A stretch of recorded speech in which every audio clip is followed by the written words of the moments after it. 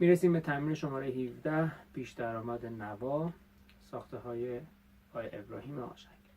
فا سوری علامت اون هست، ریتم اون 2 ضربی هست و اینکه با سرعت پایین شروع نواختن میکنیم. بعد که تو منزل تونستین حتما با سرعتی که خود مترونوم خواسته یا حتی یک کم بالاترش رو تمرین کنید. هر چنگ برابر یک شماره 1 2 3 4.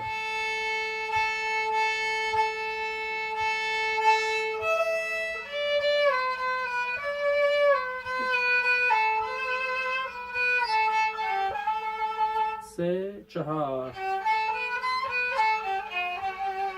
سه چهار، سکوت بدون تکرار. ادامه. چون حجم ویدیو زیاد نشه تکرارهای طولانیشو نمیزنم. سه چهار، سه چهار، سه چهار. تکرارش. نوت زینت داریم. ردو سی سی لا ردو سی و هم با هم بزنیم. ردو سی هم بزنیم. ردو سی.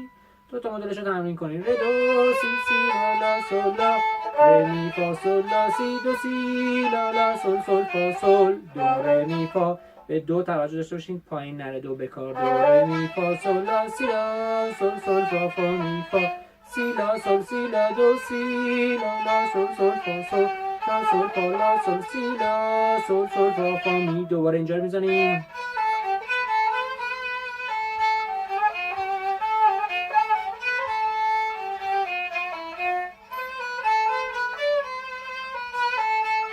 نوت زینه. سول دو سی سی لا سول. میتونیم اینجوری بگیریم، سول جفتشو بگیره. سول دو سی سی لا لا سول سول سی لا لا سول سول فا سی لا سول سول فا فا می فا. سه چهار.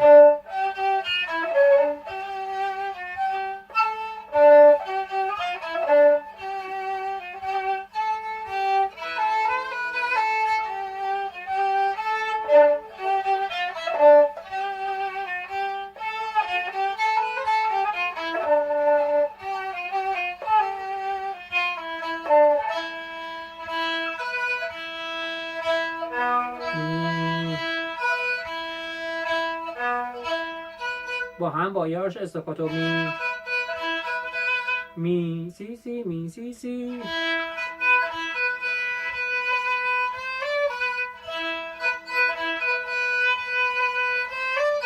ری ره دو سی می سی لا سی لا سی دو می ره دو سی لا سی می. دوباره استاکاتو. می لا لا می لا لا.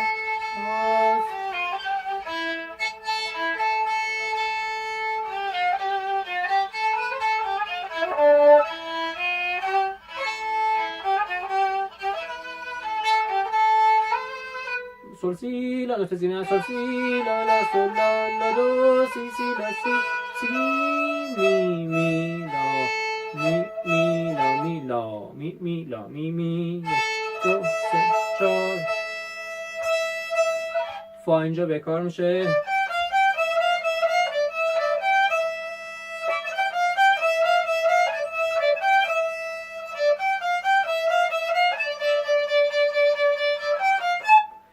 ره سول فا لا سول فا لا فا فا سول می می فا ره سول می میشه. با سرعت پایین میریم. ره سول فا لا سولا سولا فا سول فا سول می فا ره سول می سولا سولا فا سول می فا ره سول می.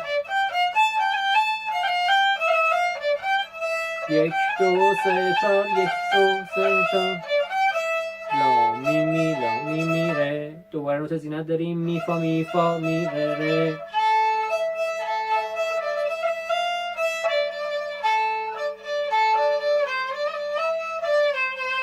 می دو دو می دو دو سی دو ره دو سی سی می سی سی ره. انگشت سوم. ره سی سی لا سی دو سی دو سی لا لا سول لا سی دو سی لا سول فا سول فا می فا سول لا. پس اینجا نوت زینتمون شد. یه بار دیگه میریم ر سول فا لا سولا سولا فا سول فا سول می فا می فا ر سول می.